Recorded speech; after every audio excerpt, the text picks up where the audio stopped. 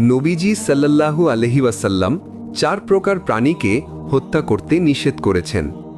যদি আপনি ভুলেও এই 4 প্রকার প্রাণীকে হত্যা করে ফেলেন, তবে পরকালে আপনার জন্য রয়েছে কঠিন সাজা।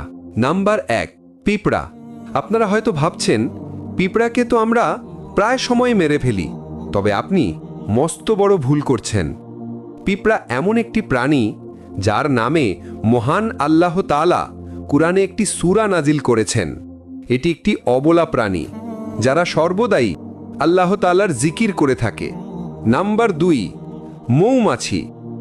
নাম্বার 3, হুদহুদ পাখি, যে পাখি নবী সুলাইমান আলাইহিস সালামের খবরাখবর আদান প্রদান করতেন।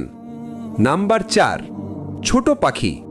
এরা এমন এক ধরনের পাখি যারা ফসলের কীট পতঙ্গ খেয়ে থাকে, যার ফলে ফসল নষ্ট হয় না।